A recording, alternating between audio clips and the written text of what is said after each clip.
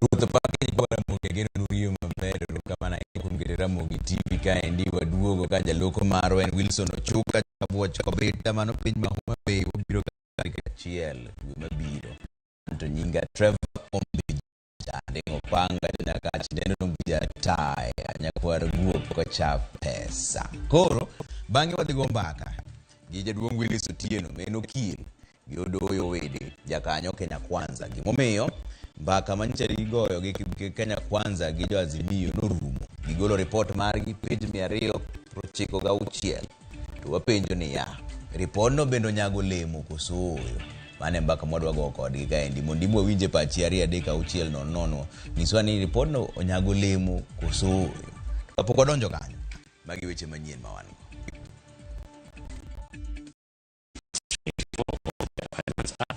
Article 10, 2BC 27 and 201 of the Constitution and is therefore null and void. Doho ngado ni usuru mar gero udi en ataro mar dwe mar achiel higa manyien. Have said we should go and readjust the law to make it align.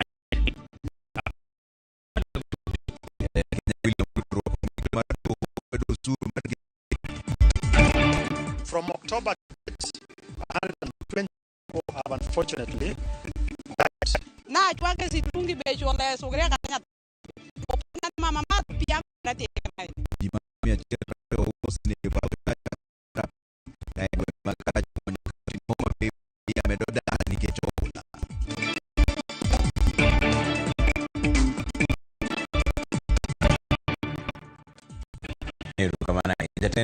William Ruto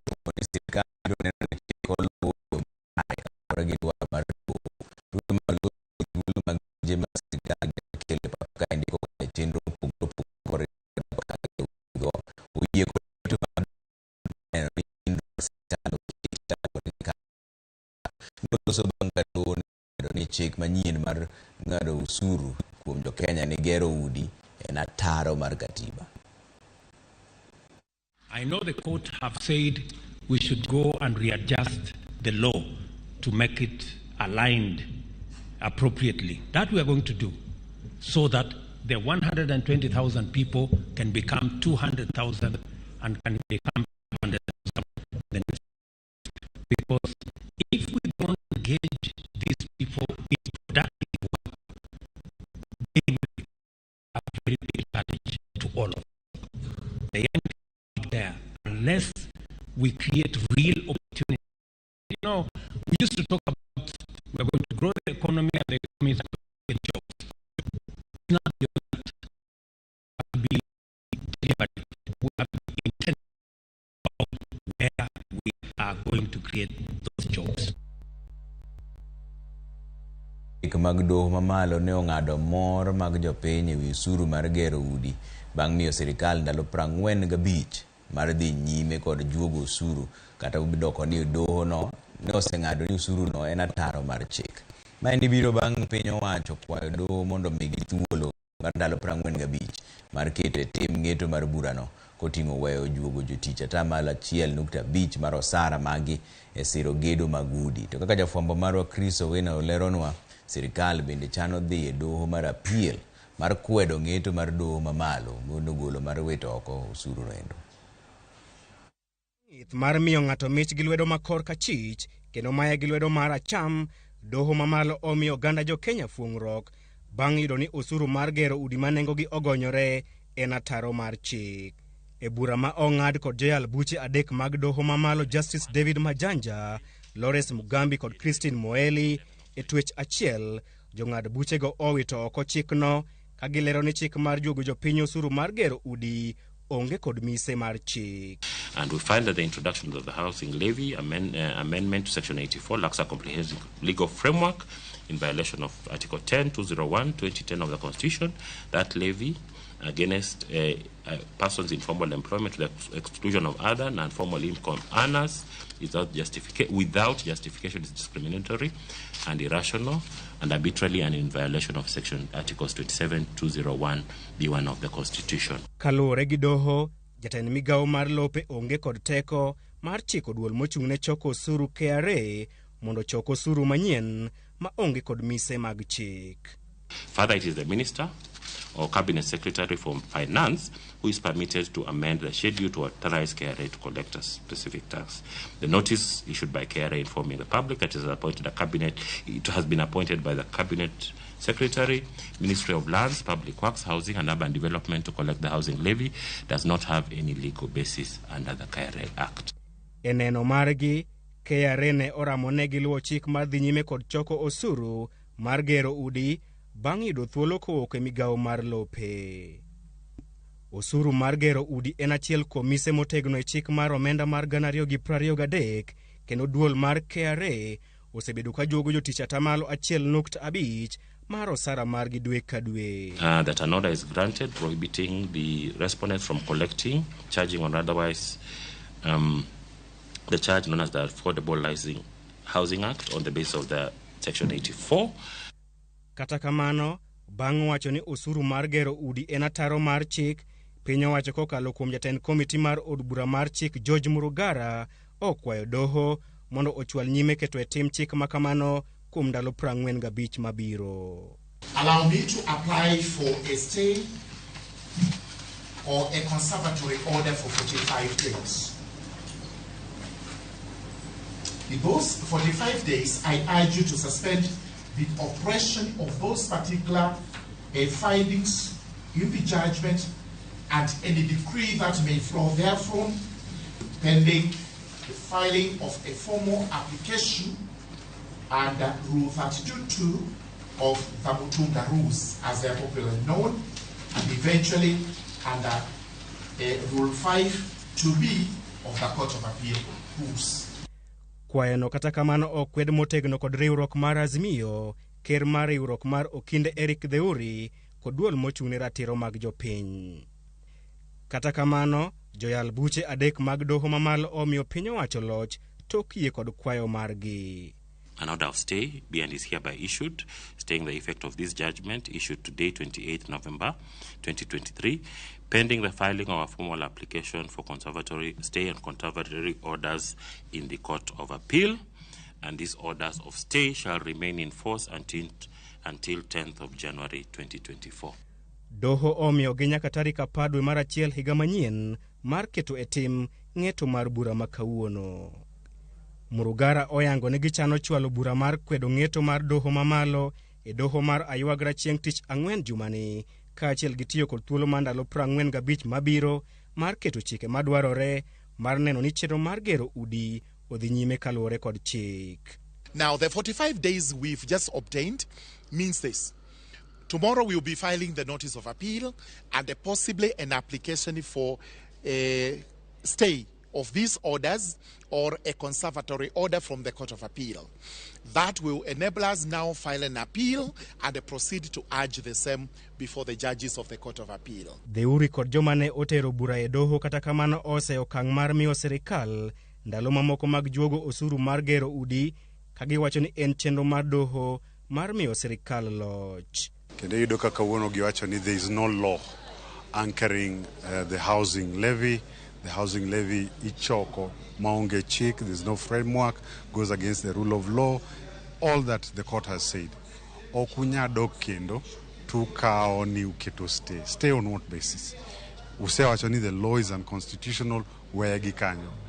The best thing manda de gitimo, de giwe mo de ginyu the Court of Appeal, warom gi jogi Court of Appeal wadil go. It's a sad day. It's not what we expected. They have now commenced the process of regularizing, and what the court is doing is to give them that window of opportunity to be able to regularize, and it almost feels as if the court is working in cahoots with the state. Duol mar KRA osebedo ka juogo jotich osuru mar gero udi ma nengogi ogonyore chakre tarik 1 dwe mar 7 higani. Ng'eto mar bura ma kawuono nyiso ni oganda jo Kenya biro dhi nyime kod tweyo kanda kuom ndalo 45 mabiro, kata odoko ni joyal buche adek mag doho mamalo oyudo ni chik mar juogo oganda jo Kenya osuru mar siro lwedo chenro mar gero ute ma nengogi ogonyore ne odhi ataro kod chik. Chris Owino, Ramogi TV, Milimani Lokots, Nairobi. Riwruok mar Azimio la Umoja onyiero sirkal ewi chenro mar choko usuru mar gero udi masani koro doho wito oko. Jatend Wiper Kalonzo Musyoka opuoyo doho kowacho ni gisenyiso jo Kenya ni usuru no en ataro mar chik. Ka gilose kaunti ma Kisii, jotelego mane otelnegi gi Raila Amolo Odinga bende nomedo seyo sirkal ewi chenro mar gimedo keto mahinyo oganda jo Kenya yor uchumi. Leo hii nashukuru Mahakama Kuu, the next court in line, our appeal court judges wamekubaliana na msimamo wa Azimio la Umoja wa Kenya, wakatupilia mbali ushuru wa inaitwa housing tax. 3 judges wakasema hii koti hii ushuru wa nyumba ni unconstitutional. Kwa hivyo hapa wameanguka flat. Sasa wametangaza wanataka kuuza mashirika ya serikali. Moja yao ni ile shirika ya kusafirisha mafuta, Kenya Pipeline Corporation, nataka kuuza, na National Oil Corporation. Kenya Pipeline Corporation ikienda kwa mkono ya watu binafsi, bei mafuta itaenda hata mara 100 hapo. KPC is a strategic investment that should not be sold under any circumstances. Ukienda Ukambani, maisha ngumu. Pwani, maisha ngumu. Mimi nataka niulize ndugu zangu, wewe Mheshimiwa William Ruto, shukisha taksi chini, hawa watu ndiposa wafanye biashara, wapate pesa waweke mfukoni. Jopiny omedo golo pachgi ewi okang' mar doho wito oko chik manyien mar choko usuru ne gero udi ma nengone oyueyo. Moko kuom jopiny opuoyo ng'etono, ka moko to ok omor kode. Wamor sana ka koto golo uamuzi mamare mar mondo mi housing levy no ogole oko nikech en gima hinyo jopiny. To machielo ne en ni jogo ing'ado ushuru mang'eny, ing'ade NHIF, ing'adi kendo NSSF, ing'adi pay what you earn. Sasa wan kaka jopiny wakwayo kot mondo endelea bedo kamano, to oendelea dhigolo uamuzi mare kako golo no maonge luoro mora mora. Ushuru ma imedo chakre serikali losre, ushuru tidhiga malo jopiny inyore. Koro wakwayo serikal be kata kot go chakine weche matatizo ma inyore kaka mafuta mondo miyo ng'ingi ka piny ko chakre gi mafuta ka. Koro kodhi malo to gima badhi ma ko wako mon be piemo serikal bo chako ng'ie mano mondo ngimo duogi kaka chon ne Kenya en. That was a very paramount ruling to the people of Kenya and also to the people of our vicinity, because that was unconstitutional. It was unsavory to our people, because right now we cannot follow the unformulated articles that was not documented or that was not brought to public participation. Majaji au watatu wamesema ya kuwa haikuwa katiba, haiko kwa katiba, na pia mwananchi akuhusishwa katika utoaji ushuru ya manyumba. Hata hizi maushuru zingine zenye wanawekea wananchi wa kawaida, ya kuwa mama mboga anaumia. Nataka kusema ya kuwa ushuru iondolewe pia, hata ikiwezekana kwa mafuta, ili maisha ya mwananchi wa kawaida iwe affordable. Ni kweli sheria imefuatwa, lakini tuweze kuangalia vile tunaweza kumheshimu president wetu ili tuweze kumshauri kabla ya kutenda mambo haya. Maana picha inayoonekana katika ulimwengu unamuadhiri na kuweka hadhi yake hali ya chini.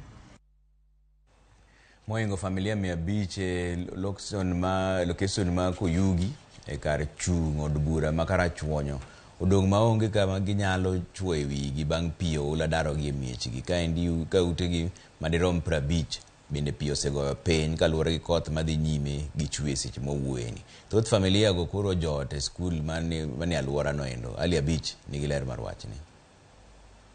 Miles kundu primary mabala kar chud bura makara chuonyo. Achiel kuom kuonde ma jogo mapima pong kendo muomore odare miechige gwenge mopogore alwora no sani koro jote. Kae koro lokore kar jot manyien ne mine madhodho nyithindgi de ka achiel kod jodongo mapiyo ula osedare miechige kalore kod koth madhi nyime kod chue kor gwenge mapachoka. Familia go ywago midhiero ma ula osekelo negi ka gidwa ni sirikal omany yore minyalo tiyogo midhiero no. Tigonwa udi pile pile piny sani ne piyo gono inyonwa mapiyo donyo nyaka ot karinga gonyo dhok ne agora piny makede chuo tienda en girem ka miwuoro chiemo wayudo gimiwa mwanyalo chamo kapok giketo project no mondo dhi mbele to giyie gikwong ng'iye ngima mar jomodak kanyo mondo ging'e ni to jogi gin donge gin dhano kaka joma moko mondo ging'i yo ma ginyalo konyogigo. Koro Dax no ema wakwayo ni mondo mi okonywa godo e yo mane agenda maduong' marwa kaka jomodak e iye kanyo. Familia go ywago midhiero ma gikale kaluwore gi nok mar chiemo kod gik mamoko ma ginyalo konyorego bang' ka mwandugi mag udi ne piyo ula oseywero. Waol gi dar kama wantiere nikech sasa mwabiro sikul kata ikwanowa kaka jomobiro manyo chiemo wambe waol gi dar. Ariyo ne mano nyaka ne wabika kata gima watedi wanono nikech gige wadhi anakwa masugria ka jirani na chwake sitrungi becho le sugria kata nyathi ok made openya ni mama mato piango marateng kamaini ta kaka wachake nyithindo be wan go mathindo mang'eny matuoni pig ng'ich cha dhi miyo nyithindo tuo. Ma opogore kod familia bura masani piyo ula osedare miechgi kod puothe ma piyo oseketho gi cham e igi bende ute mag dak madirom 50 piyo oserumbo piny ma ok nyal chak dagi kendo ka dwaro nitie mondo migepe mag sirikal ochwal kony mag chiemo ka achiel kod mwandu mamoko ne familia go. Machungen is part of Kojwang sublocation kama wadare ji kendo biro camp Bala primary. Wan gana da camp mantiere Buru primary tiere ute mapiyo go piny do gine part mar aora ma kama jogo gi odare gi gin bende gina section to gin upper side of Kojwang sublocation ma be we are appealing ni kantiere kony minyalo minwa jogo mondo giyud kaka ginyalo dak to wakwayo gimuolo. Nyaka sani kony madwarore mapiyo piyo en gik machalo kaka gik mitiyogo e kambi kuonde ma ji odakie machalo kaka ongede, matrese, gige thiedho pi, thieth dwarore kuondegi, kaito gi chiemo ma jogi nyalo konyorego kinde machalo kama. Bang'e kony manyalo bedo mabor manyalo geng'o gik machalo kama kik chak timre gin gik machalo kaka dikes. Koth madhi nyime kod chwe kor gwenge mopogore pachoka medo kelo midhiero mapek mokalo ne jogo eko modak e kuonde ma ula thoro dare ji e ka chud bura makara chuonyo. Jogo masani koro pi osedare miechgi dwani mondo sirikal omany yore mosiko minyalo tiyogo wacho ula mosebedo ka darogi e miechegi higa ka higa. Ali Beach, Ramogi TV, Homa Bay. Ji makwan gi romo 120 osetho kaluwore gi midhiero mar oula ma okel gi koth mamedo chue pacho kaendi. Migawo mar arita kwe yango ni ji makwan gi 89,000 bende osedare miechgi. Jopiny bende omed kwayo mondo mi obed akicha e kindeni. George Bati miyo ler. Mare gi jofwambo jagoro mongirore migawo mar arita Dr. Raymond Omolo nyiso chiwruok mar piny owacho e kedo kod midhiero mar El Nino ka olero ne nyaka sani ji ma ok tin 2,000 oseresi kendo timnegi thieth. Oyango bende ni kochakore dwe mokalo nyaka tinende ji makwan gi romo 120 midhiero mar koth osenego. Ringre ji 9 osegol e oula Mombasa ka ji 4 mamoko osegol bang' oula ywerogi nyaka e nam Lolwe. From October to date, 120 people have unfortunately died and their families have been duly informed. 9 bodies were retrieved from Mombasa while 4 were retrieved from Lake Victoria. Saving lives and reducing the impact of the heavy rains through early warning and disaster monitoring remains the government's top priority. Kodno yangore ni osekelo kethruok mag apeini koting'o mag Garissa kadhi Wajir, ndara ma South Hor kadhi Laisamis kod pong' mar Aoche kamoting'e Wasonyiro kod yawo ma Kiambere. 4 counties have been identified as the worst hit, and this includes Tana River, Garissa, Wajir and Mandera counties. 9 counties including Isiolo, Kwale, Homa Bay, Makueni, Tharaka Nithi, Lamu, Taita Taveta, Meru and Kisumu are also on high alert. Omolo bende koni chenro mag rakruok gi midhiero mar pi oula kod koth chakore gi counties. At the county level, disaster response and security committees have also been activated to coordinate interventions and also address the disaster situation in the respective areas. Jatend migawo mar wuoth Kipchumba Murkomen to nyiso luoro ni midhiero ma ikelo kod kodh El Nino nyalo medore ka kodhno dhi nyime kod chwe ahinya e kauntis mag Garissa kod Tana River, ka luoro nitie ni medo chwe mar koth nyalo miyo yawo ma Masinga muom genge kendo kel midhiero ne jodak makono. We are even fearing that the situation might be more serious if Masinga Dam, which we have been told it's been filling at about 0.7 meters per day, if the rains continue in 10 days, then we are facing a serious challenge for Garissa people and Tana River. Jatend migawo no kata kamano seyo joriembo kuom rembedo motang' gino ma osemiyo ulo ywero nyamburko gi jiegi kinde ma gitemo ng'ado aore mopong' koda peyni mapiyo ywero. I want to put all our drivers on notice that should we find you, even after you've crossed the dangerously flooded river, we will still carry out punishment in terms of cancellation of the licenses, and you can also be charged for attempted suicide. Kaluoro pod medo kwako chuny jopiny kaluwore kod midhiero ma ikelo kod kodh El Nino. Jalup jatend piny Rigathi Gachagua e kinde romo kod jolony ma chano chenro romo mobagi Kwale onyiso jopiny ni yo mapiyo kendo mayot mar geng'o midhiero ma oting'o thoe ma ikelo kod kodhno en winjo wach jolony kendo bedo motang' e kinde mag El Nino. I want to ask the county governments to continue unblocking drainage systems. Piny owacho medo chwalo singo e kinde ma jodak ma Budalangi ywago midhiero mar oula ma koro nyorogi ka jodak ma Bomet bende koni kodhno kelo kethruok mag apeyni kendo ng'iko yore mag wuoth. Venye tunaambiwa hii mvua bado inaendelea kunyesha, tungepata at least tupeleke mahali juu ili tuweze kuepukana na hii janga. Tuna magari yanayopita hapa wako na shida sana. Maji ni nyingi sana, hakuna pahali pa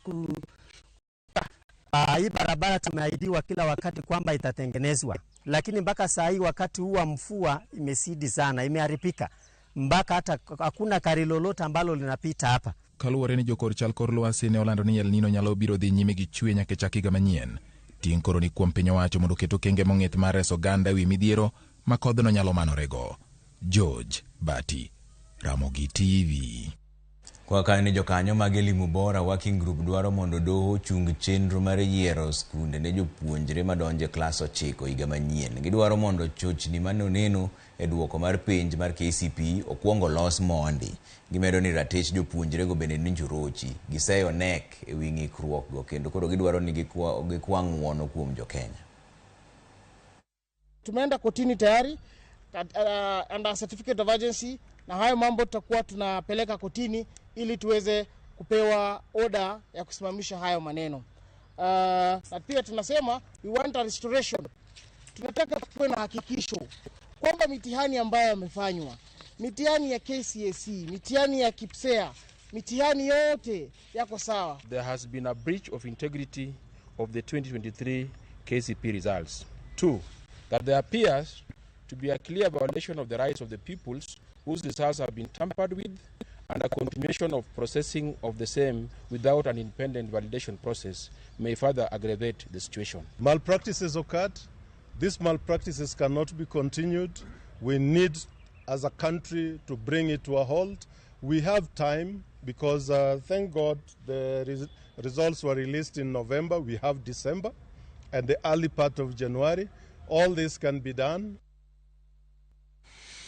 Aya wadhi yumoro machuok podu kata podu ngeche manyien mwabro wacho kodu Willis Otieno kil bro biro kada kamatino doyo wedi men jakanyo Kenya Kwanza to sechope studio kaendi wadhi gombaka ni to report mane Azimio gi Kenya Kwanza golo chabedo nyago lemo kosoyo mane mbaka mwadhi goyo tani amiyo kakucho kaendi ano kuro na ubesidi chelaria de kana no makamu ni giwach moro kaendi malonge wacho ni Trevor warito baba on Thursday ni report ma final.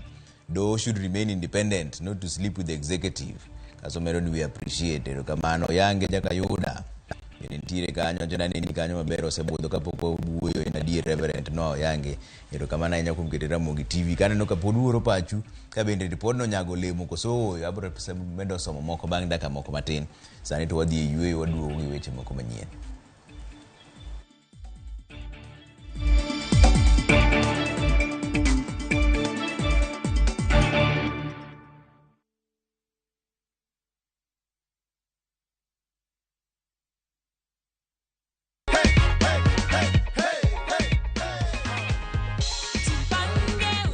Rose is the lucky winner of $500,000 shillings courtesy of Jipange na View Sasa. Sindio? Nimefurahi sana.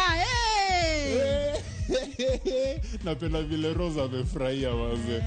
Hii pesa unapanga kufanya nini Rose? Napanga kuongeza bizna yangu kidogo, niongeze kadraya kalikuwa kameisha na niongeze ka blow dry. Na sijamaliza kukuzawadi. Bado hii tunaitanga the Jipange goodie bag. Hii ni yenye tunatumianga kufanya watu wenye hawajipangi wasikie wivu. Kwa hivyo hii hata tutawaambia ni nini, hii ni yako.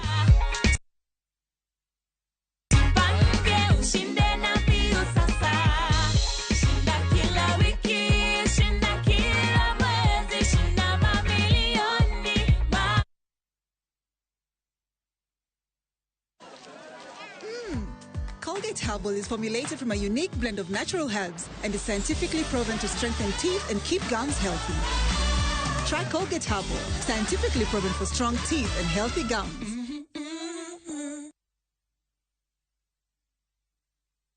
Doors should not hold out opportunities.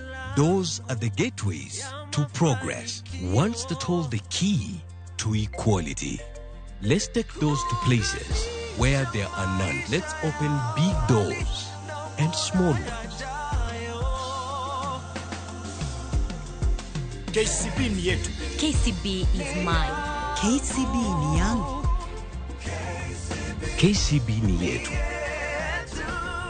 For people, for better. Riekni mag goyo witado kokelni kod Mabati Rolling Mills. Ka yiero kit witado midwaro ne dalani, penj mondo mi waranti ma ondiki. Odak na lubura kapok oloko rangi kendo en kod waranti. Seche mibiro ikori ne gedo, abotiri kum dila mar MRM. En ka isetiyo kode to weche mag gedo iloro choth. Narobo ketolumo mabor kie mamara. Dhano kaya unechunya toloko yambaka. Dhano kaya unechunya to yudo gimuwuothogo. Abiro yawo chunya ne Nyasaye manyalo timo ng'wono. Atega yawo ne chunya to ok ochaya. Atego sama yawo ne chunya. To mondo yudwe mar chunya ni kaka sikiza tu ni mari de star aboro auchiel nono star ang'wen achiel ochiko hash. Ramogi TV e od jower duto.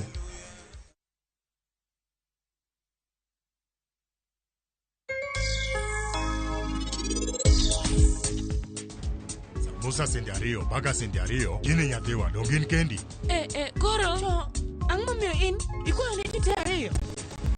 Andi ningeyo, ang kishlika mate kainya.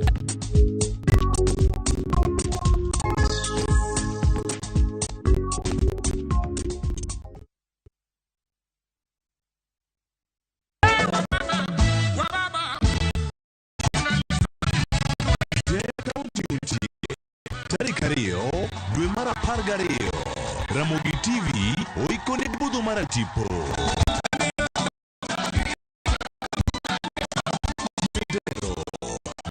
Giruba fukue, manidudi, wabedo gijotumbe kaka Lesasa Joka. Don't miss to enjoy Rumba with Lesasa Joka Bilenge Music International. Karibu sana. Koda Doyo Afrik. Kagimi Rumba at room temperature. Chakre Saparo Diambo. Winja the Entertainer. Stella Brenda. Kod DJ Smollett. Bebiro bedo kanyo. Happy birthday Ramogi TV. Wanere.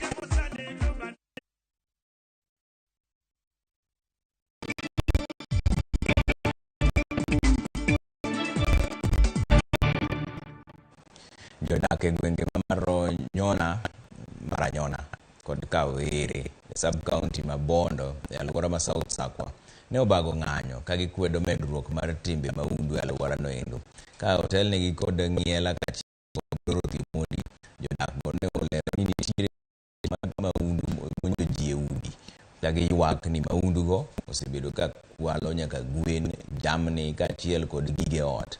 Nyele nowacho ni jogwengo osefwenyo ni rowernigo makwalo gwen yang'o gi e kuonde mag madho kong'o mane gweng'.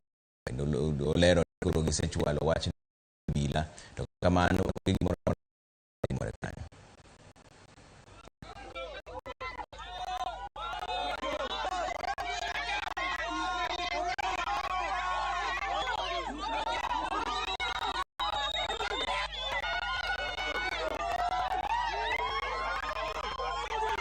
Kawuono waluongre kaka jomaranyona wabiro chokre ka mondo wane kaka wanyalo konyo gweng'wa.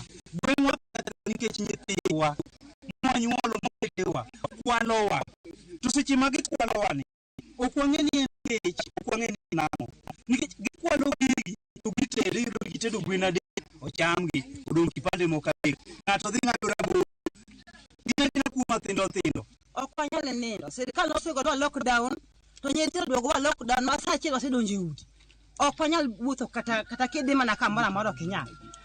Kae mibaye mitokni gutindo gi kite, apikni ichungo ka, gik mang'eny timore e gweng' ka.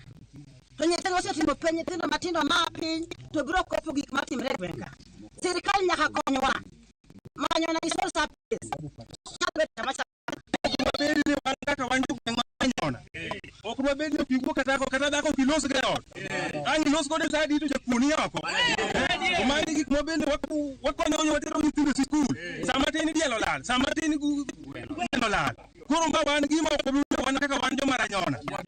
Kendo wakwayo ni youth wawuoguru oko mondo kaponi wachno tamo sirikal to koro biro kawo chike lwetwa.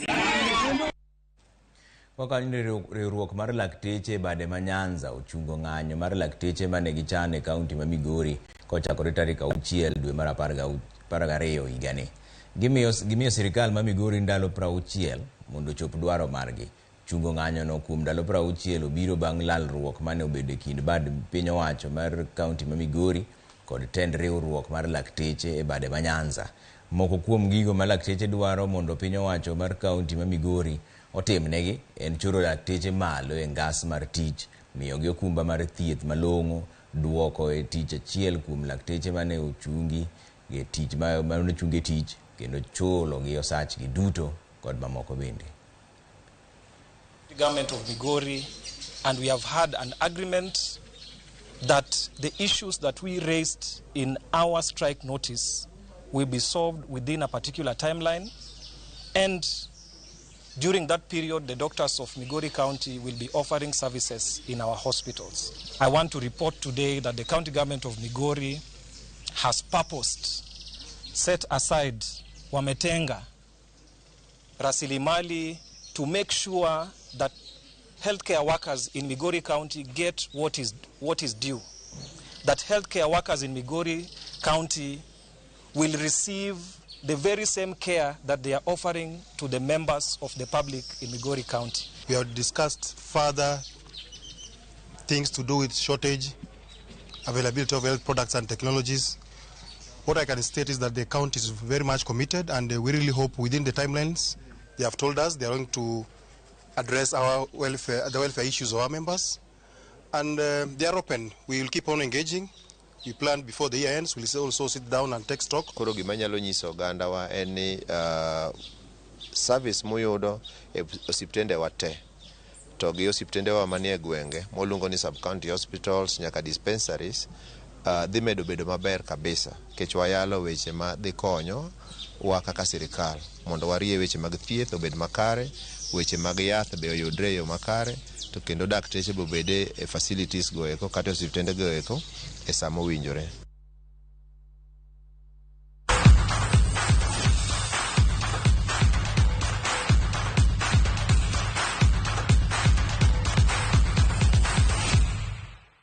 Donjane weche mag tuke ni John Kihanga e jaloch mar Shabiki Jackpot Jumane Njiru ma en ja ohala mar chumbe e gwenge mag Njiru Nairobi noloyo omenda maromo siling 500,000 e jackpot kendo donje kwan jotugo mathoth moseloyo jackpot mar Shabiki.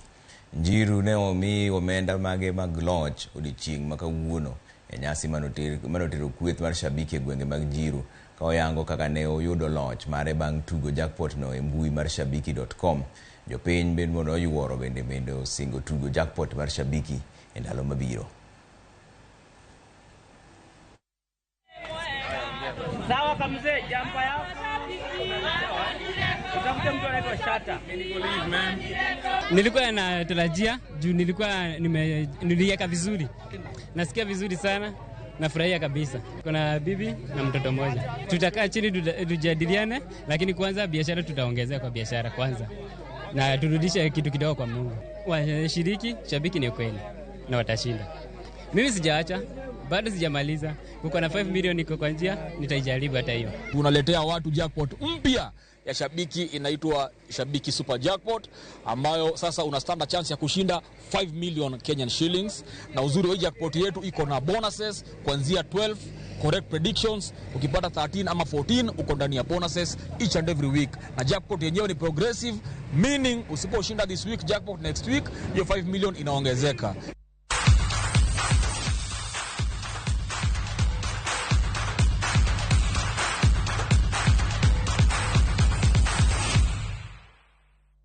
Wadhi yumo machuo kwa dugo to donje kidieny mar ariyo mar chenro mar duola neno ka welo osechopo ka tayari Willis Otieno en Kil Odoyo Wede jakanyo Kenya Kwanza bendo osechopo gimodhi penjo gimaliche ni twak report moa twak mar Azimio gi Kenya Kwanza bendo nyago lemo mane jopiny dwaro koso mane mbaka mogo bang' daka matin kikidhi mabor ahinya.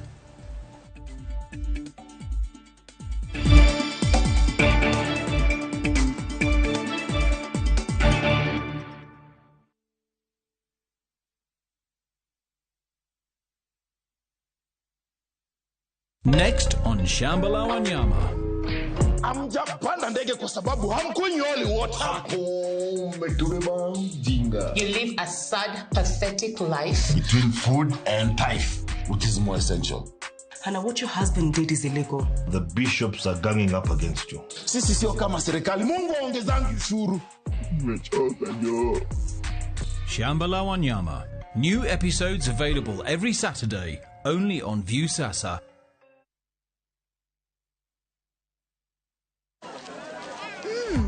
Colgate Herbal is formulated from a unique blend of natural herbs and is scientifically proven to strengthen teeth and keep gums healthy. Try Colgate Herbal, scientifically proven for strong teeth and healthy gums.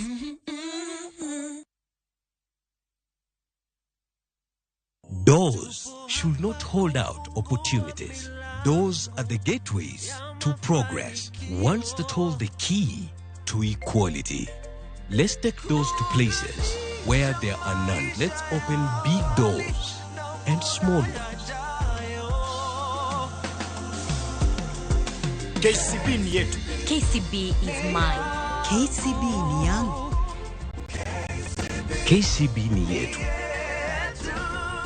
For people, for better.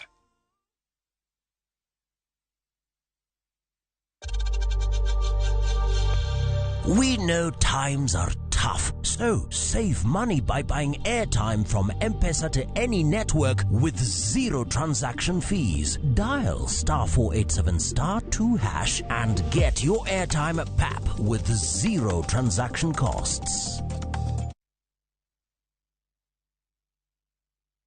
Sasa kwa tao moja tu unaweza pata third party cover for your private motor vehicle valid for 30 days. Say goodbye to expensive motor vehicle insurance. Pata bima kutoka Direct Line Assurance. Kujisajili bonyeza *487#. Weka namba plate ya gari yako, ID namba yako, email address yako na ulipe thao moja tu. And your digital cover will be sent to you instantly. Collect your sticker at your nearest Total service station. Dial *487# upate third party motor insurance valid for 30 days. Pap, ni thao tu.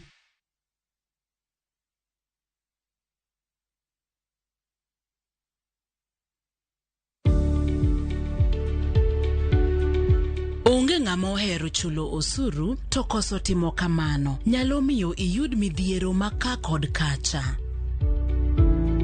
KCB ni yetu. KCB ni yangu. KCB is mine. KCB ni yetu. For people, for better.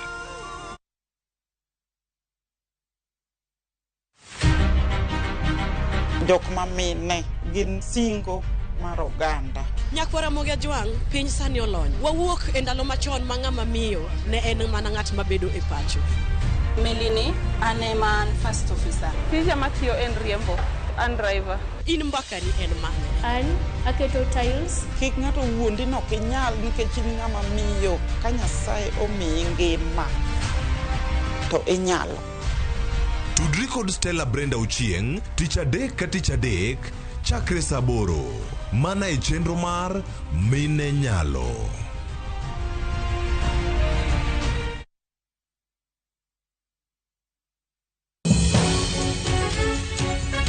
I got my cancer when I was 16. I explained to the doctors, they told me that it's just adolescence, I'm just maturing. We see cancer even in 1-day-old babies. Ang'o makelo kansa? To be thieth mare nitie. 50% of cancer treatment is information. To e okang' mane? The doctor tells you go and look for $1 million. You have no choice. Be in jatuo mar kansa kata jatuo mane otony e thieth mar kansa? Kansa e kuku mar wach. Dweni achiel kachiel e Ramogi TV. Tich adek tarik 29 dwe mar 11 higa mar 2023. Kik bai.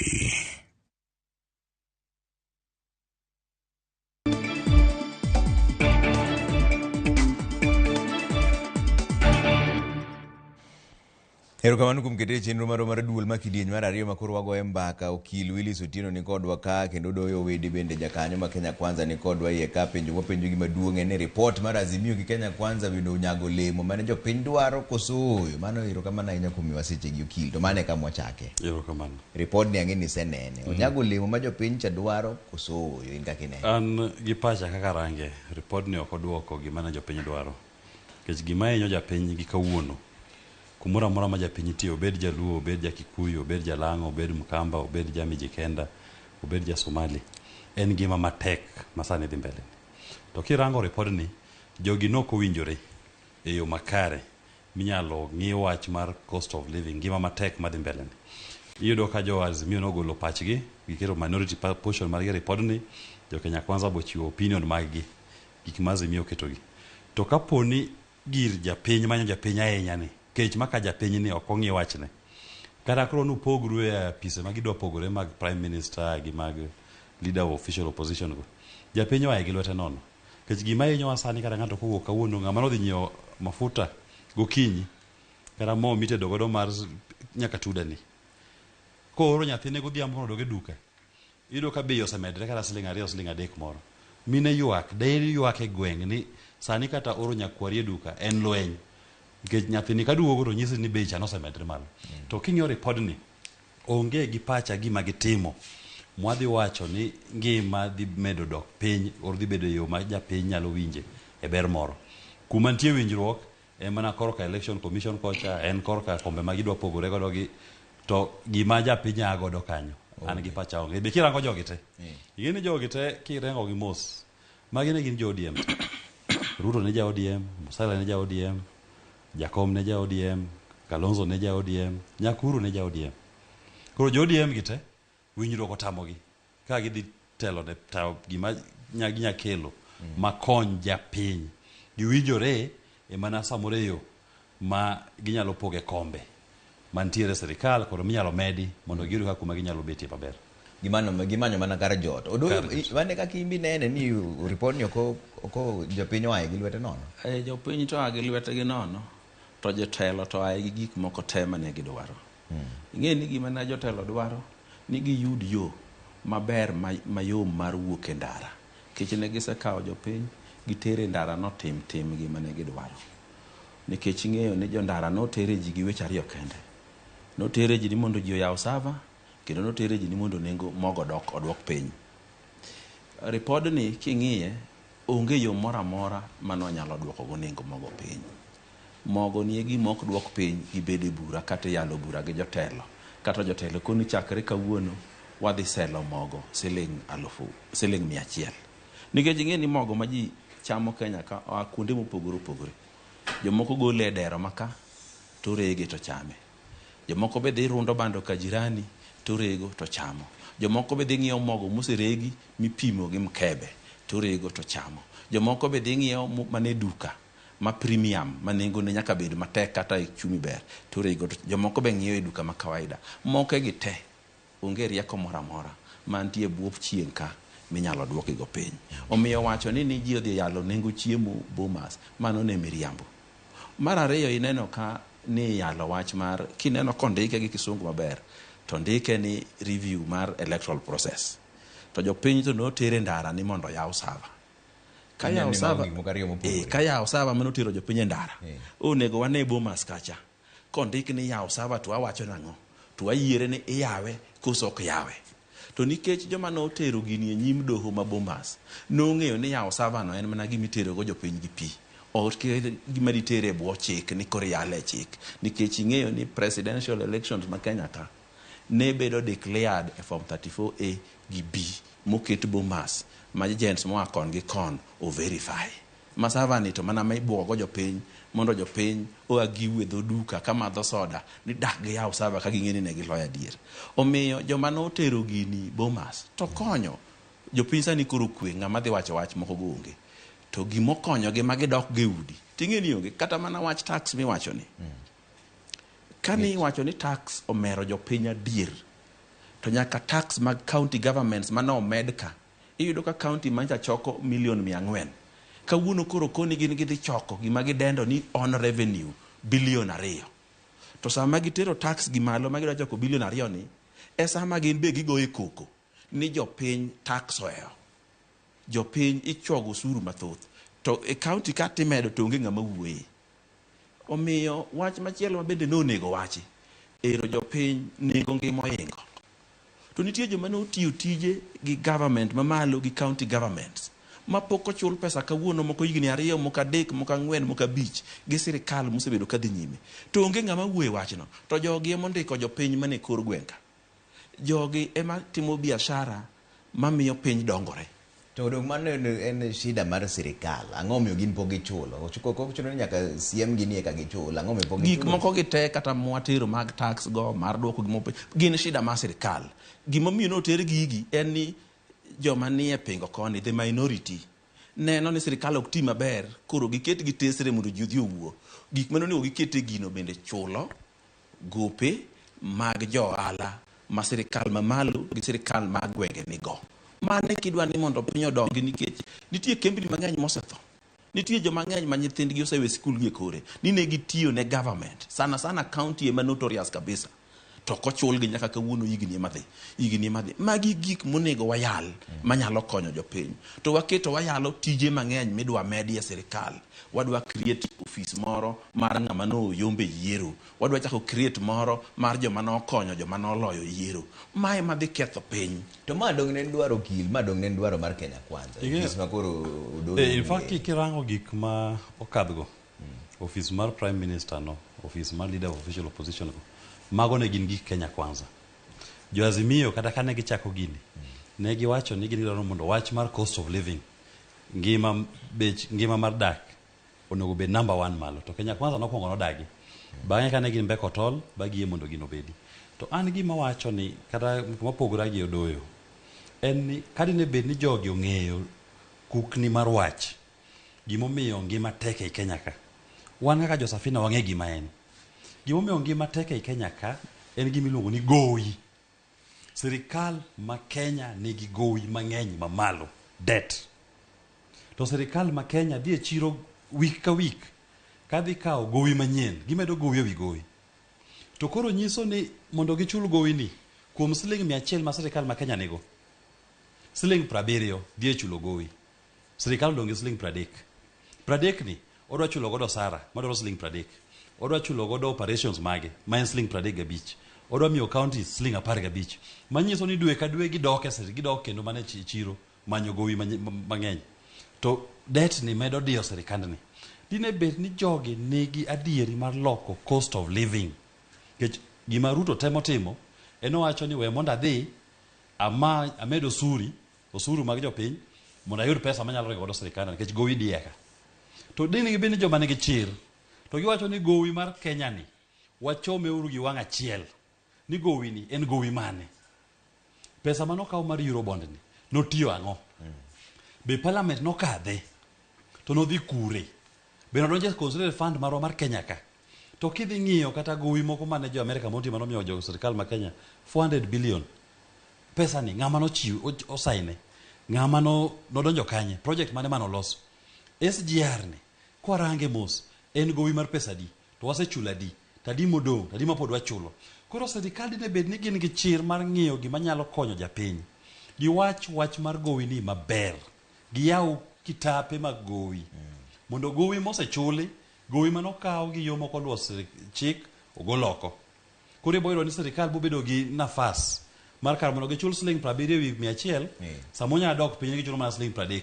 Koro gidong gi siling 40 mapod ginyalo tiyo go. To kazi mi wacho ni achiel kuom kaka inyalo duok gowi go piny en ng'ado gima iluongo ni DSA, men daily subsistence allowance, ma en pesa ma ji dhi godo gi atamalo 30, wach mar pesa mag wuoth bi atamalo 50 ong'ad piny. Nikech ing'e ni mano e gima ne diyo sirkal ni koro ka ji odhi wuoth to nyaka ichulgi. Ka giwuok to nyaka ichulgi. Osara be nitiere ka.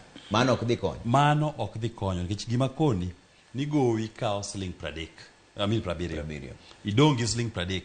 Gima jo Azimio wacho ni, gima jo bipartisan owinjore no, ni mondo waduok DSA piny.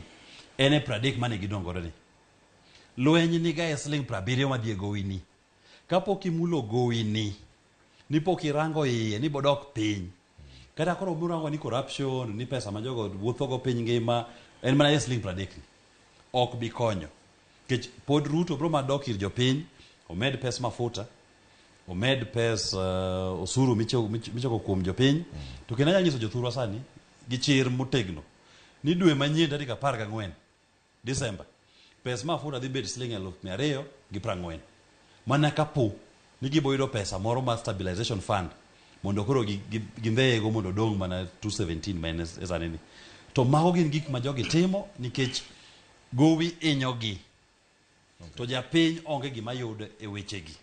Koro ka wadwaro bedo gi adieri kaka jo Kenya ni wadwaro gima konyo japiny, manyuru ang'o momiyo jogi medoga osuru ne japiny. Kiseyudo reason momiyo osuru medoga ne japiny ni, then ji dok chien ni en wach mane ni tirango iye. To kisestatua gino tiboyudo kata koro medo osuru ni product mana piny. To gisani kaka gidhi ni gima gisewinjore en kombe magigo. Mano kende. Kenya Kwanza oseyie ni kombe go amiyogi, Azimio be chal moyie. To jakom to wacho ni ento burito mondo gitimo duond bura margi mar jo Azimio tarik tich ang'wen. En poko wacho ni poko rango gino, poko some. Lakini Kalonzo to nose saine. Eugene no dagi saine. Koro kanyalo wacho ni ati jo Azimio oseyie ni owito jopiny. Samoro ginyalo wuok e dialogue ginene margino, PG margino. Gibro wacho ni gini ka pach mar duoko ngima piny onge to watamre wachni. Kech an gima wacho ni kata wan ka jo Safina, an nyene ja Safina. Wan to wadagi wachni te. Wan to wadagi kaka en no te. Kech wan wacho ni kapok imiyo ng'ata kom kuong imi japiny pesa e mfuke, gol chandruok ma japiny ni godo ni mar mafuta, mar osuru, mar bejik moko madhi mbele pilegi. Dok piny. Kose dok piny to jotelo nyalo wuoye kombe magidwaro. Un kaka jokanyo mag jo Kenya Kwanza, un uyie gi report ni? Mokwongo report ni nasenyisi ni report ni ok otimo dwach jopiny, otimo dwach jotelo. Omiyo udagi e kosiyie. Tiwinjo kosiepe nowacho ni problem mantie ka en gowi. Gowi ni emonego watimne gima kisungu luongo ni analysis. Nitiere bedo gi gowi, nitie kawo gowi, nitie yudo gowi. Weche adi? Bedo gi gowi en kaka koro ne President William Ruto tieko mata oketo piny tinyise ni wan gi gowi mar 10 trillion. Mano bedo gi gowi. Kawo gowi en dhi wacho ni koro wadwa nomiwa pesa ma kama watim go kama. Kato nitie yudo gowi. Yudo gowi sirikal mora mora nyaka yud gowi. Nikech gik mang'eny ma sirikal ing'iewo on credit. Is apply tibichuli. Is apply tibichuli. Kata mana ma internationally. Koro mano nyaka sirikal yud gowi. To Kenya ka joma report weche wacho ganiya ni gowi nyicha en 10 trillion sani kore en 11. Ok gidwa nyisi ni moko ha interest, ok gidwa nyisi ni moko bedo e yudo gowi. Jopiny to kawo ni sirikal odhi olo gowi. To kendo gowi man Kenya ka nyaka waket squarely e mesa mar gimiluongo na Azimio ni. Ang'o momiyo? E thuolo mane gowi ni omedrego kabisa. En thuolo moa 2017 to 2022. Esa Azimio no we wachne mar bedo jaket sirikal tesre. Modhi e bed gi sirikal. Koro gowi medore to gipamo. Gowi medore to giluongore ni brother. Gowi medore to giwuotho together. Gowi medore to nyaka joma nie bunge ma minority monego ping medruok mar gowi pamo kode nikech kanye ma mok giaye. Koro sechopo kama koro wachopo 2022 muasia e yiero koro wachako neno ni gowi nitie. Koro wachako kosoa sirikal matiyo sano ni to gowi gi ng'eny kama nang'o. Sirikal nigi gowi nikech koro ging'e ni wuon sirikal koro olokore. To ing'e ni ki jirandi oli gowi to kodi ni gopane koke chula tabiro uso puothini. Ing'e ni ok dibede ot ni chamo ring'o to gowi ni go oko mibiro us puothi galot gi ring'o michame iye gote. Nyaki tem matek mondi twe okanda mondi deri mondi chul gowi ni mondi thuolo mabiro ibed huru makoro kiluor kiwinjo ka jirani duongo dhot. To ken kamano doyo wede dwe mar adek ma higa mwantiere ni notim nonro gi duol mochung'ne omenda to noyudo ni sirikand Kenya Kwanza okawo gowi bilion 17.4 mang'eny moloyo kaka ne sirikand Uhuru okawe. Ing'e ni nyaka wawinjre gik moko nyaka ket into perspective. Ko Uhuru nokawo gowi ka dola en 120 to President William Ruto kawe ka dola en 150. Do you see the difference? Gowi ni mwuwe. To ke manyisi ni gowi manga ko Uhuru nokawo gowi ka dola 120 to kawo gowi mar 100 million. Gowi ni biro chalo gi gowi mar Ruto kawo 140 ka dola en 150 nikech gowi gi kawo gi oko. Omiyo wawe kata mana petrol mikono medre ni. Be ing'e ni king'iyo maber mikoni kane wadhi e yiero petrol nodhi mochopo 250 kae to Uhuru rengo piyo ni gini wa stabilize gi subsidy mondo awuo gi ofisa wene jogo dhi othagrego. To sama ne gowi fuel odhi nyaka kanyo no dola ne en mana 120 kende. Petrol ni wang'iewe gi dola. Kawuono dola en 150. Tini wacho ni mafuta medore nikech rundi skar. Dong wang'iye ni dola ni be nyaka mi mafuta medore nikech dola mwang'iewe go ni nengo ne tek. Omiyo waket gik moko e perspective ma ji nyalo winjo.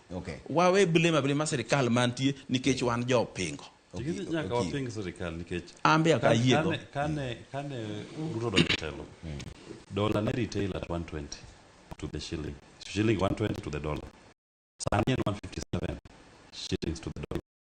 Policies mag Ruto emomiyo gino bet kuma entiere no. En economic policies magi. Gin girango ni gidwa bedo a net importer of goods. Ginyiewo mang'eny mawuok oko maloyo ni golo gik moko mang'eny Kenya ka madhi oko. Koro sama ikelo gik moko mang'eny kawuok e piny maoko kilo Kenya ka pesa ni be teko ne dok piny. Then number 2 ok wanyalo wacho ni jo Azimio ema nokawo gowigi. Kech gope mane kata Uhuru kawo ga ka cabinet ema ne kadho giga. To cabinet jakom ne onge cabinet. Uhuru ne nitie cabinet. Ruto ne nitie cabinet. Iwinje?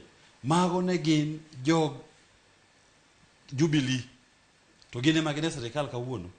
Gine mane gikawo gowigo gite. To onge chieng' moro amora mane Ruto chung' malo. Kata buwuok mar cabinet bo wacho ni sirikandwa mantiere mar gi Uhuru ni okadho chik mar kawo gowi makama. To an kaka Ruto adagi wachno. Koro gini maendi en chiedhgi nyaka thingi. Ok nyal koro dhure ne Azimio ni koro dhi othing jakom. Ne gionge cabinet, onge cabinet mibo neno mondik nying jakom ni be no participate e cabinet. To kidhi e bunge, jakom ne onge bunge. Bunge chairman mar budget ne en ng'ama iluongo ni Kimani Ichung'wa. Masani en majority leader mar Kenya Kwanza. En ema nodhiro wechego. Majority leader ne en Adan Duale. En ema noketo motion mondo jogi okal gini mar kawo gowi marichogi. Koro ok nyal wacho ni jo Azimio jo ODM nomoso lwetgi gi Uhuru ni mokawo gowigi. Jo Jubilee mane en Uhuru gi Ruto nokawo gowigi to moko kuom gowigi joma wacho ni nyaka wayaw buk mar gowini. Nitie gope mang'eny mane gikawo makata chik nok giluwo. Gima kisungu luongo ni odious debt, illegal debt. To wan kaka Josafina, wasetimo forensic audit mar gowi ma Kenya ka. Sani osiep no nyiso ni debt marwa en 11 trillion. Wan kwa ng'iyo our own forensic audit kaka Josafina. Jo Kenya gi parliament margi nokadho gowi machopo mana 2.2 trillion. Kibaki nomiyo Uhuru gowi ma 2 trillion. Manyiso ni kuom higni 10 ma Uhuru bedo chik telo ni. Gowi mane jo Kenya okadho ne en 4.2 trillion. To jo Kenya e dalono osechulo king'iyo revenue exchequer estimates mag Central Bank of Kenya osechulo 5.4 trillion. Manyiso ni jo Kenya nigi credit balance gisechulo mokadho gi 1.2 trillion. To lakini kidhi e book mar Central Bank tinyisi ni wan gi gowi mar 11 trillion. To wach mar dola malokore gi koro ema wacho nyiso nikech pod un gi gowi e bugeu to gopegi uchulogi gi dola. Magowi gi unune kaka Josafina ne ni ogina diere. Ogina wan wacho ni gowi gi wacho ni wawito oko. Jotim audit ng'ama ne wang'iyo mana idhi mane bunge. Ang'o mane bunge okadho ni mondo okaw gowi mane. To project mane gowi noloso. Kwa hiyo ni mano nokadhi to achulo. To kantie gowi moro mane bone okaw. To jo Kenya gi bunge margi nokokadho. Mano gowi mabandia wawito oko kucho kwa chulo. To kwat ng'iye kaka nyisini jo Kenya onge gowi. To mar ariyo gimi penja ni to pesa ma shilling makoro dok piny ni.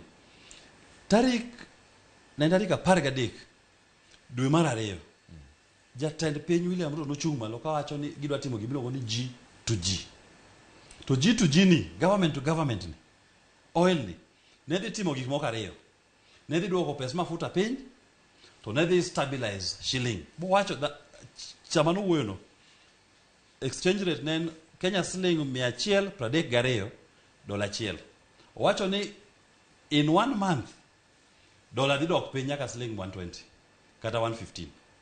Sani mwuoyeni mano ne en gimiluongo ni anchor project margi mar addressing gima chando jo piny mar cost of living ni yot mar pes Kenya gi dola. Sani ndalo cha mafuta ni uso shilingi 178. Sani mafuta lita achiel shilingi 230. No, en 230. Much stabilization emo kete 217. But pesa ne en 230. Mano kara jo April mano wacho kan. Mar ariyo dola inyo gi 157 kawuono Diamond Trust Bank Canada 157. Manyiso ni gima no wuok oko no dhi timo mar addressing gi G to G ni.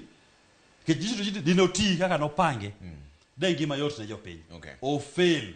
Odo sirikal wuondo jo piny. Kapok wachope G to G. Wacho kania ni debt ma Kenya ka waketo squarely ni Azimio manokoso. Nikech they went into bed. Onego bedi ne gi alatwa. E debt mane dhi malo ni. E sirikal mochakore 2017 nyaka 2022. To jatend Azimio went into bed with the president of the day.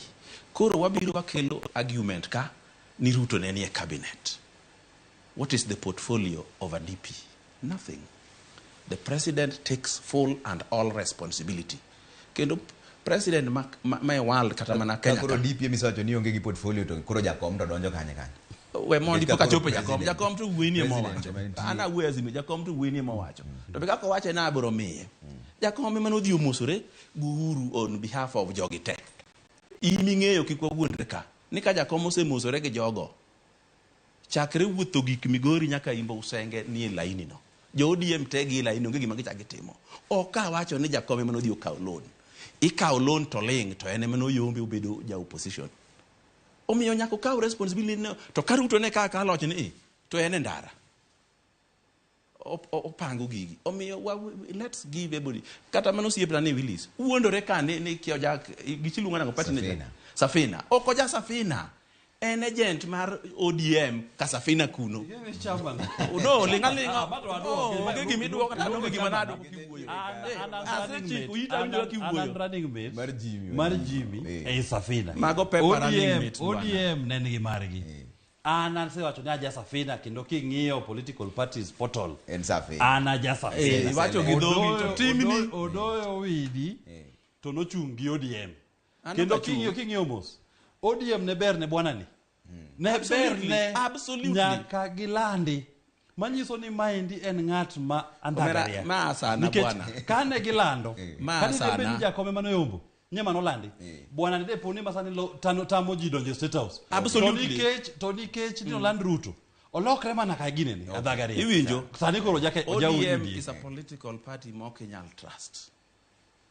ODM ne wamiyo nwa support gi chunywa te. Wa support gi kuchwa te. Mwa nyaka our right to elect our own people. Mwa wene jakome manyisi mwana ni kaw Gladys Wanga, kaw Chila yako, kaw Rengo, kaw Nyong'o, mage makoro jopiny udhumina kura. Mago right mane wamiete ni mondo bed president. Noko bedo. Kae to kaw Willis Ginore chama moko ni mdhu mat dor ya kuchocho. Mondo chiemo mbele ukonyo. Mage spice mago diem koja. Beko biro ka, poka winjo kata koluongo nying party leader ne. Party leader ya anwe wacha uo bwana ni uo polisa mi uo ya lingthi poki winjo mara ila ni ingeni okunyal keto Raila gi an poka wacho ringa wacho nazimio no dhi bed gi joka. Okay. Omiyo gowi mantie Kenya kawuono Azimio must also apologize to Kenyans. Ni Kenya ne kethore to nikech ure mane nie telo giling. Tingeni kata uru ni bende neno gigi en mane no dhi okelo stabilization fund mondo kapok yudhi yiero kik ji ne ni gik moko richo to ka yiero ruma ne to Ruto koni we must correct things. Ok wanyal ka onwacho ko suru kuomu to suru ni wachak watiyo go mondo wachak wang'iew go mafuta kendo chak uduogno. Okay. Koro nyaka watim mo wachul gowi ni te mondo rum mondo jo Kenya dong thuolo. Okay. To seche mitimo mano gisewacho ni atamalo 20 nego koro dhi ne counties mokadho okena atamalo 15 ochore nyaka atamalo 20 mano to gimuyiego report ne kaso nitiere wach moro mar NGCDF Ngaf Men Affirmative Fund, Senate Oversight Fund, Ward Development Fund. Mago uyiego kosudagi. Let me tell you about nyisi gimoro from the beginning which will not change. Ni jomo ofaulu gini gin leaders mayudo gima gidwaro. Leaders gincha gombo ni mondo CDF obede constitution. Ero gidwa no tere CDF konyo jopiny. CDF ngeni gine magi control. Jopiny to no chopo ne kata ne opoko tere kuno. Koro gidwaro gima gi control ka gidwaro. To wach manyaka wawuoye makikwa we. Wakaso sirikal mamalo ni timo marong medo shuru to ma county gi to walengo nikech ma county gi waloko deche wa mwachieme. Waloko deche wa makwarao godhiambo tigonyo wa wadhigo.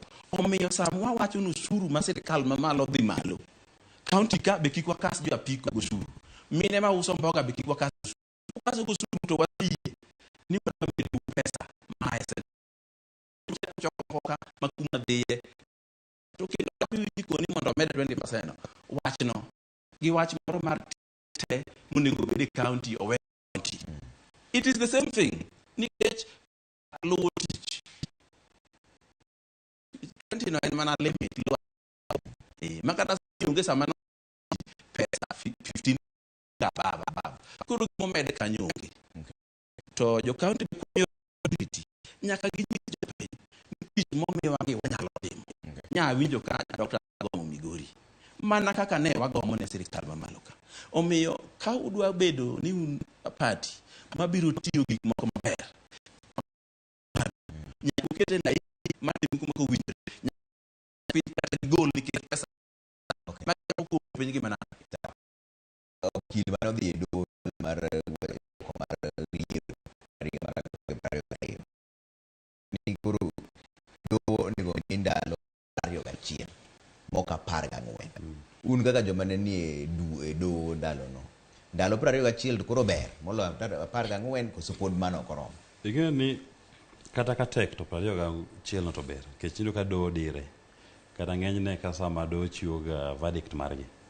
Gichiwo verdict ka ok gichiwo reasons. Gi postpone ga ni detailed judgment bro biro bang'e. To mano kumwacho ni kata gima rach nyaka yude ber moro iye kanyo. Mano gima ne ber. To lakini gima umo gini te. Gima duongi sani, gima chandowa sani ka jo Kenya. Ok en yalo buche do. Gima chandowa ka jo Kenya en kech makayowa. ngima ma obet matek na japiny ni. Koro mago kinde gi wawere go mondi. Wangi mar japiny ni mondi kaka nyalo konyore. To an adwa nyiso osiepna wodo chwonyo.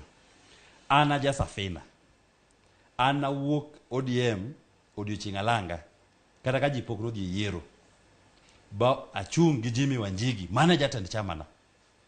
Kendo noyiera, nogwela kaka running mate mare. Odiochieng' alanga nokopand, ji nokopondo, ji noneno. Otime mana ufunga manoka. Ba dhi kode nyaka dala wa Lego. Bo lemnwa gi jo Lego ni koro dhi uru many piny. To gin jo Azimio gine mabende gichandowa mondo gara weche manwagono gi matungni jatendgi mauru. Ema nokelo tungni go mane tamwa mondo giwachung'.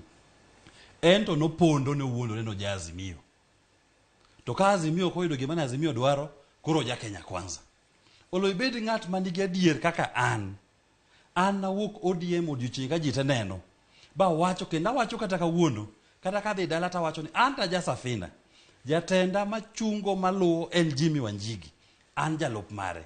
To wamanyo piny. ODM ne dalawa. Ok wabianyo ODM. Kech kanye kumwatiegore siasa marwa. Jakom osepuonjowa. To nyaka imi ng'ato respect. Ng'amo mi platform bo konyi. Bo puonji piny. Nyaka imi respect. Kata kupogoru kode paro. An ok anyal yanyo jakom. Ami respect nikech gima jakom osetimo Kenya ka. Onge ng'at mangima gi kawuono. Manyalo wacho no sacrifice ne piny ni kaka Raila Amolo Odinga. To konyiso na ja ODM mondo wach mano. Nyiso ni an ng'ama objective. Aneno ni ng'ato kotimo gima ber. Nyaka imiye his dues. Kata ok uwinjru kode kata ionge chama mare. Mane respect mamiyo jakom. To gi siasa na ane Safina party. Kendo jatendwa e chama ano en Jimmy Wanjigi. To ODM negi jatendgi ma bende I respect ne gima osetimo e piny ka.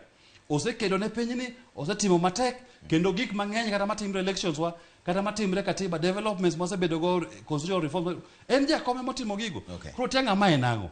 Koro gima dwa tiyo katiyo ka wacho niya. Kata sani gima ji wacho ni is part of a reform process. Kata bipartisan no, kata tamra kod wach bipartisan no. En a reform process mondo walos Kenya obed piny maber. An kuma pogora kod gi paro en achiel kende. Awacho niya, gik muwinjore godo gi CDF, pes MCAs, pes senators, pes women reps gi. Office of Official Leader Opposition, kar Prime Minister go. De girite mondi. Wangi uru wach mar japiny ni mondi. Japiny oyud gimoro e mfuke mondo yud afueni. Gini owenye. Eko nyatimo magi. En part of loso Kenya maber. To konyiso ni koro wawacho ni nikijane Safina tamra kodgi koro kila kitu ma jodi emo wacho racho kadwa. Ka koro watieko doyo jopiny koro tim nang'o nikech koro report osewuok nje ne gisedhi mandamano gidwani mondo konygi ute uwinjoru kama ber ni report ni to ok okonyo japiny koro gitim nang'o ko. Driver, japiny onge gima nyalo time gini. Jopiny yiero representative matelo negi to nyiso gini mae gima onego tim. To kapok wadhi kanyo, Willis insinuating ni nitie jomoko ma jakom. Jakom ok oyany, wanyise adier. Jakom ok tim nomination e party ni mar ODM ma middle name en Democratic. Ochiwo gokinyi to siemo ji. To Willis gini ngoche ma ok nyal nyisi adier. Pogruok na kind Willis e wach ODM ni en ni noa earlier than me. Mano kende pogruok. To be okoa chunye to ni ODM poka winjo ko defend ng'ate. Jakom emo defend ka. Kendi penjo no wuto oduogo defend jakom. Willis is practically ja ODM. En jakom ero puonje siasa. An onge gimu puonja. Koro in defend ya fena ku puonji no atoka defend. Taboro wacho ni adieri malitne, maberne, marachne. Nyako ng'e adieri ni ko ja democratic. Ogore ne Kenya mondo be democratic. Ochak democratic ni ka. Review mi winji wacho no timore Bomas no. Kidwa tim electoral review in this country. Chak gi party nominations mag political parties bende ka ber. Ta wayalo Bomas ni nominations tema Kenya ka ibiro tim gi staggered gi parties madongo gi. Time gi kama iluongo ni IEBC. Kecho ODM neni mot do defend kasa nini mar jakom ni. Ema director of elections and a candidate in that elections. Chairman of the electoral board and a candidate for nomination election. Mano be ng'ami nyalo biri pako ka ni osekonyo piny. Sa koro ma owango ero kama na nyoko kwa Willis Otieno kio baraba ni jakanyo mar Kenya Kwanza sa koro rumo ero kama na nyoko kwa seche daga chiel.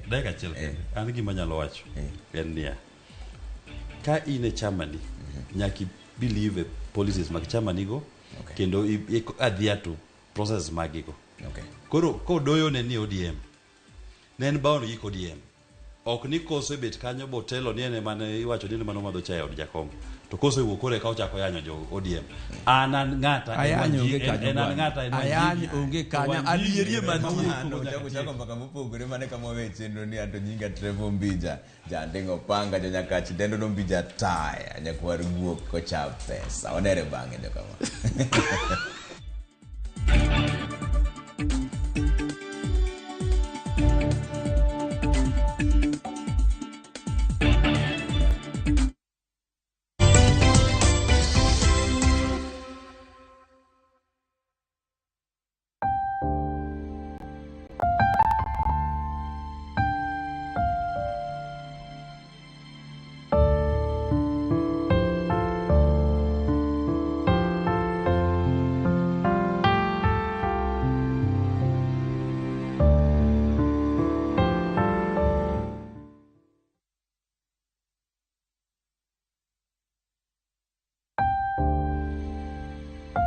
Walando tho mar Eli Olo Oduol. En wuod mosenindo Joab kod mama Helen Oduol mar Alego Nyajuok.